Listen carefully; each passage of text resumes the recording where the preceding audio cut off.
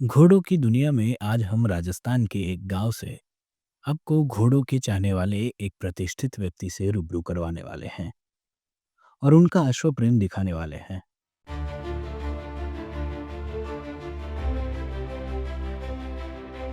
કઈ કમ સે કમ રીતના? અમે 1000 ઘોડીએ જોઈ છે. ઓહો! લોકો થાકી ગયા હમ. કે તમારે ઘોડી લેવાનું વિચારે ને તમે આમ જ ખાલી જોવો છો.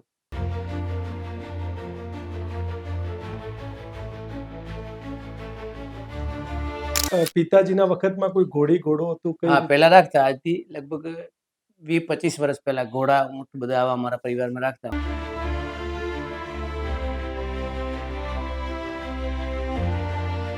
तिलवाड़ा પછી સાચોર લઈ ગયા. સાચોર में આપણે ફર્સ્ટ વિનર રહી.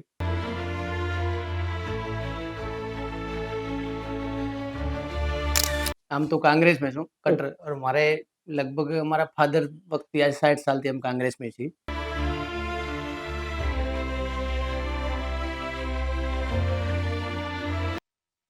ये जो आप स्क्रीन पर देख रहे हैं वे राजस्थान के दांतिया गांव के रहने वाले नगसिंह सरदार सिंह राजपूत हैं और ये उनका दहियावत तड़फाम है।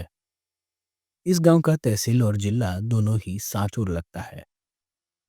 नगसिंह फिलहाल घोड़ों वाली लाइन में नए हैं, पर इनके दादा परदादा अच्छे घोड़ा घोड़ी रखते थे। अब नगसिंह बहुत अच्छे तरीके से इस लाइन में आगे बढ़ने के लिए सज्ज हैं। उन्होंने पहली बार खरीद किए बच्चे अच्छी लाइन के खरीद कर अच्छे से उन्हें तैयार किया गया और देखभाल भी कर रहे हैं। फिलहाल अभी उनके पास उन्हीं के क्षेत्र राजस्थान का मशहूर घोड़ा बादल धानता की एक बच्ची तैयार हुई है, जो आप सभी स्क्रीन पर देख रहे हैं। और उसी स्टेलिन का एक और बच्चा भी तैयार हो रहा है, जो आप स्क्रीन पर देख रहे हैं। ये जो स्क्रीन पर देख रहे हैं वो कॉल्ट सूरज है, जिसकी उम्र है 13 महीने, जिसे देखकर पता चलता है कि वो कितना अच्छा परफॉर्मेंस दे रहा है। और उसी तरह उन्हीं के पास एक और ये प्रिया करके दो दांत में एक फिली है। वो सांचौर हॉर्स शो और 2025 में गुजरात के जसरा हॉर्स शो में भी विनर रही है। जसरा हॉर्स शो के समय ये पंजाब के मशहूर स्टेलियन सप्ताह से कवर करवाई गई थी। पॉलिटिक्स और बिजनेस में अपनी अच्छी इमेज के साथ नगसिंह घोड़ों के बहुत शौकीन हैं। हमारे साथ किया हुआ उनका संवाद बहुत ही बढ़िया था। हम उस संवाद के तौर पर इतना अनुमान पक्का लगा सकते हैं कि आने वाले कुछ सालों में वो घोड़ों की दुनिया में अच्छा खासा स्थान हासिल करने में सक्षम रहेंगे। अब हमने उनके साथ किया हुआ संवाद गुजराती भाषा में दिखाने जा रहे हैं। हम पूरी कोशिश करेंगे कि गुजराती और हिंदी दोनों भाषा जानने वाले लोग हमें अच्छे से समझ सकें। हम उम्मीद करते हैं और साथ में आप सभी दर्शकों से निवेदन करते हैं कि कृपया आप हमारा वीडियो कौन से स्टेट या क्षेत्र से देख रहे हैं कमेंट्स करके बताएं, ताकि हम जान सके कि कहां तक वीडियो देखा जा रहा है। અત્યારે હું રાજસ્થાનમાં છું. રાજસ્થાનનું ગામ દાંતિયા, તાલુકો સાચોર છે અને જિલ્લો પણ સાચોર છે. મેં અને તમે ઘણી વખત એવા ગીતો સાંભળ્યા છે કે રાજસ્થાન એ ધોરાઓનો પ્રદેશ છે, ધોરાઓનો દેશ છે. તો આજે હું એવા ધોરાઓના દેશમાં છું. રાજસ્થાનની મહેમાનગતિ જે લોકોએ કરી છે એમને ખબર છે કે રાજસ્થાનમાં તમે જ્યારે પણ મહેમાન બનો છો ત્યારે આ રાજસ્થાનના લોકો તમારી મહેમાન નવાજીમાં કોઈ જ કસર નથી છોડતા અને બસ કંઈક એ જ રીતે આજે મારી અને મારી ટીમની મહેમાનગતિ કરવામાં સ્ક્રીન પર જે જોવા મળે છે એ અહીંના નગસિંહ રાજપૂત કે જેમને તેમનાથી થતા બધા જ પ્રયત્નો કર્યા છે ને મહેમાન નવાજીમાં કોઈ કસર નથી છોડી. આગળ વધતા હું વાત કરીશ. ઘોડાઓની દુનિયામાં તમારું સ્વાગત છે. આજે હું રાજસ્થાનથી અશ્વની વાત કરવાનો છું. અહીંયા નગસિંહ પોતે એમની અંદરથી ઘણા બધા સપનાઓ લઈ અને ઘોડાઓની દુનિયામાં સજ્જ છે. નવી શરૂઆત છે, પરંતુ વિચારો ઊંચા છે અને સપનાઓ પણ ઊંચા છે. અને અમે જ્યારે અહીંયા પહોંચ્યા છીએ ત્યારે લાગે છે કે એમની મહેનત પણ એટલી જ છે, અશ્વો પ્રત્યે લગાવ પણ એમને એટલો જ છે. એમને રિંગ એનિમલનો ખૂબ આઈડિયા છે. ઘણા બધા શો, અશ્વ શો, હોર્સ શો એમને એટેન્ડ કર્યા છે અને ઘણા બધા બ્રીડરોના નજીકમાં પણ છે.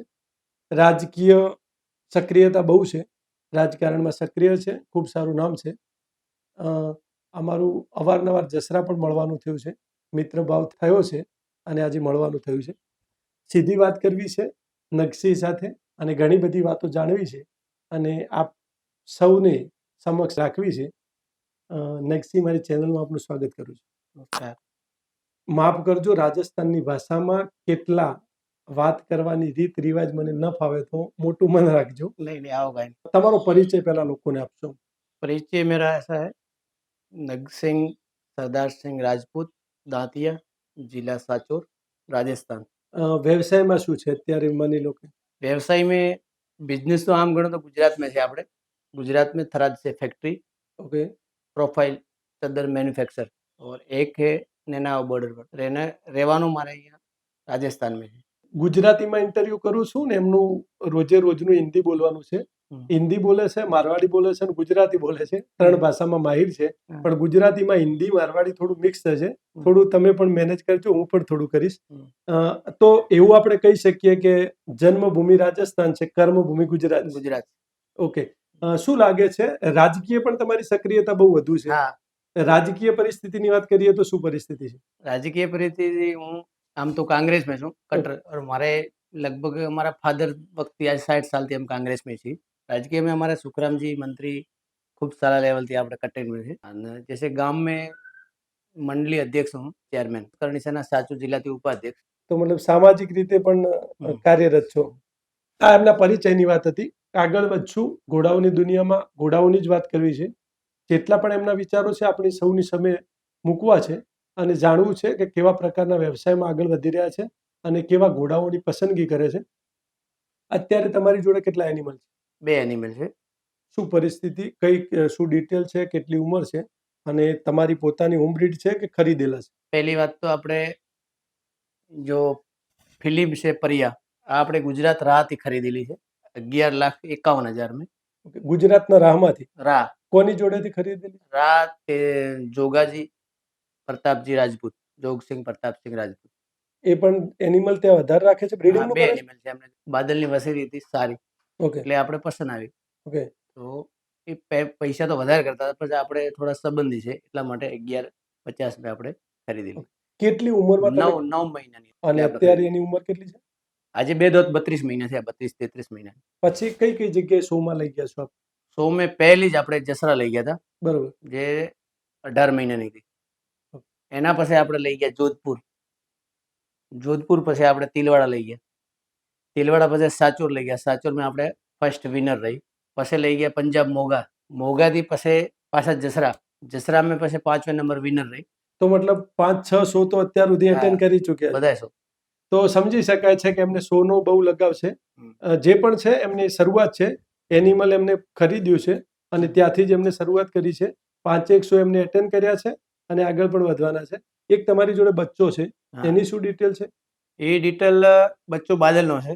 ઓકે, મને આમ બાદલના બચ્ચા થોડા પસંદ છે. ઓકે, એટલે એમ સીધા પણ હોય અને સારા. ઓકે. ઘરે આપણે રાખીએ છીએ. શાંત સ્વભાવ શાંત થોડો વધારે સ્વભાવ મળે છે. એના. ઓકે. બાદલની ક્વોલિટી સારી છે એટલા માટે. રાજસ્થાનમાં બાદલનું બહુ સારું નામ છે બાદલનું રાજસ્થાનમાં. કેમ કે હું અહીંયા જે રિલેટિવને ઓળખું છું બધા જ કવરિંગની વાત ત્યારે આવે છે ને ત્યારે બાદલની જ વાત કરે છે. તો તમે પણ એ જ રીતે લાગણી છે એની પર. હવે શું વિચારો છો, કઈ રીતે આગળ વધવું છે અને આ 2 એનિમલ છે આગળ જતા શું પ્લાનિંગ છે? આપણે આગળ જતા એમ છે કે બ્રીડિંગનો આપણે શોખ છે.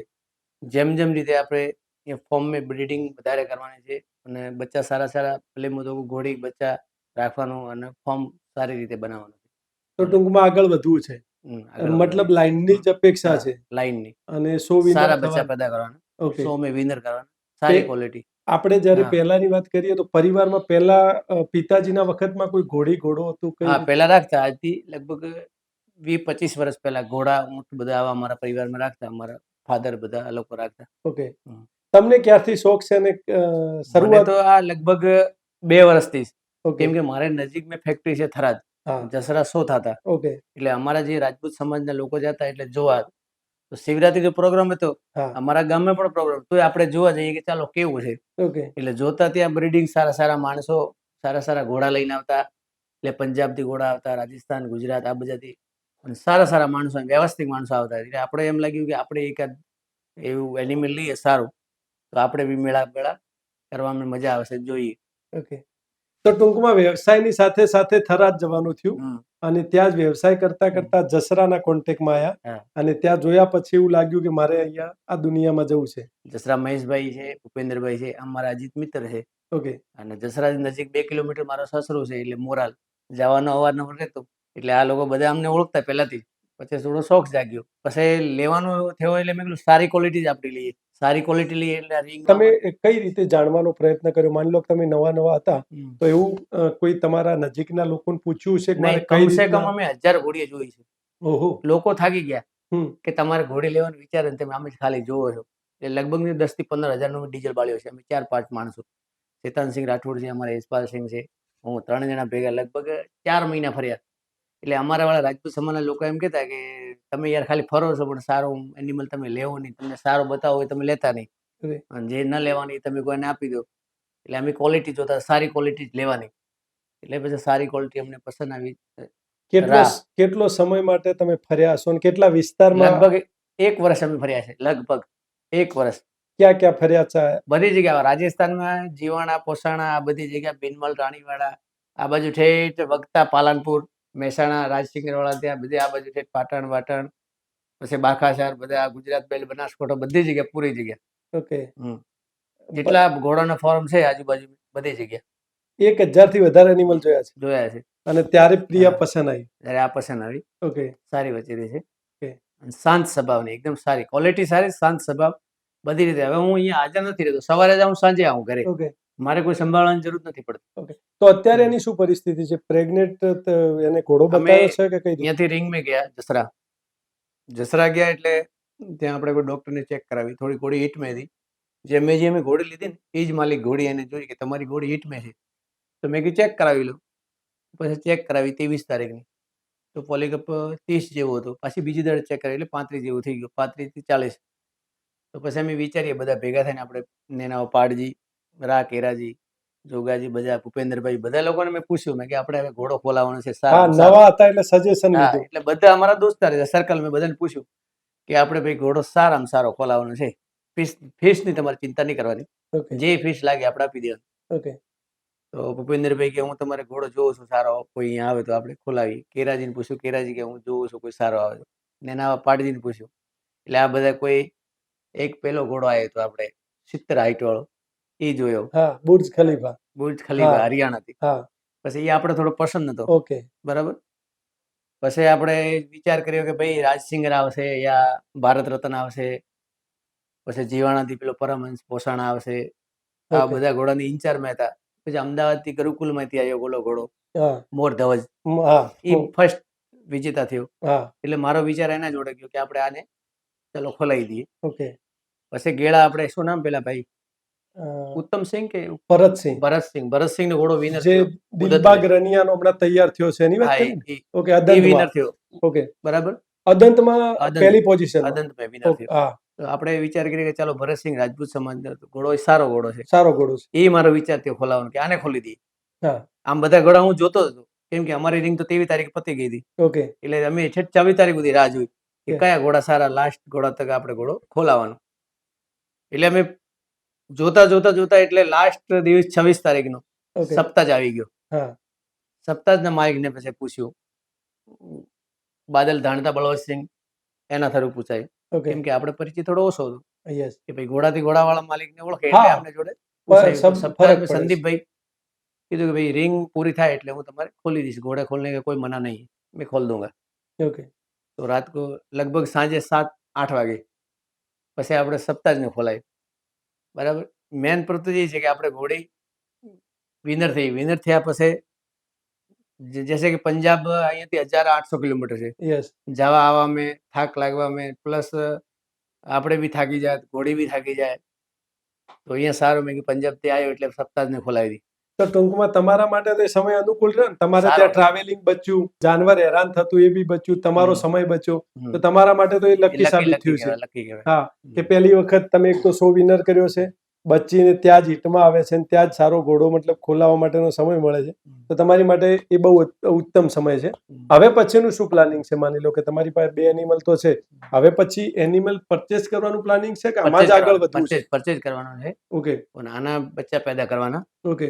અને પરચેજ તો કરવાનો. ટૂંકમાં નવું ખરીદવાની પણ અપેક્ષા છે નવો બી ખરીદવાની છે. અને જैसे ઘરની આગળ breed?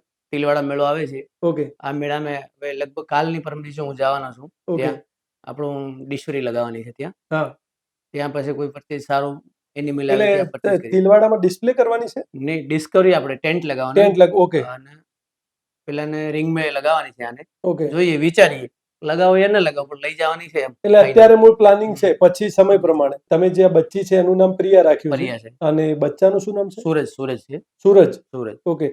સૂરજની કેટલી હાઈટ છે અત્યારે? સૂરજ આજે લગભગ 61 પ્લસ છે. 13 મહિનાનો થયો. 13 મહિના. હા, અને એને તમે કેટલી ઉંમરમાં ખરીદ્યો હતો? આ 3 મહિનાનો ખરીદ્યો હતો. બરોબર. 2024 માં 12મા મહિનામાં ખરીદ્યો હતો આપણે. ઓકે. લગભગ 2024 ને 12મા મહિને ખરીદ્યો તો લગભગ 13-14 મહિનાનો થયો. તમે રાજકીય સક્રિય છો અને વ્યવસાયમાં બી ખૂબ જોડાયેલા છો, તો કઈ રીતે સમય આપો છો? આમની જોડે સમયનું શેડ્યુલ કઈ રીતે રહે છે? કોઈ સમય નહીં, સવારમાં જાઉં સાંજે આવે, ઘરના બધા સંભાળે, લોકો રાખેલા છે માણસો બીજા ઓકે અને ઘરના સંભાળે. ઓકે. મતલબ સવાર સાંજ તમને મળવાનું થતું છે? પછી સવારે 2 કલાક ટાઈમ દઈએ આપણે, ઘોડી ઓકે. પાસે જઈએ ખાલી હા અને પાણી વાણી ઓકે. પાવરો હા વાવરો થોડા બધા આવી અને સાંજે તો મારા લેટ થઈ જાય. ઓલરેડી હું 7 થી 8 વાગે ઘરે આવું, ઓકે તોય પણ આપણે એક વખત તો સાંજે આને ઓટો મારો. ઓકે. હા, એને માની પાણી લો કે તમારી જોડે જ્યારે તમને ઈચ્છા થઈ કે મારે એનિમલ ખરીદવું છે, ઘોડી અથવા ઘોડો લાવવો છે, એ સમય અને પછી લાયા પછી શું કેવું ફીલ થાય છે આમ? એ સારું, મને એમ ઘોડા પર તેમ સારું લાગે છે. ઓકે. હમ. ટૂંકમાં જે ભાવનાઓ હતી એ અત્યારે પૂરી થઈ છે. હમ. ઓકે. તો આ હતા રાજસ્થાનથી નગસી.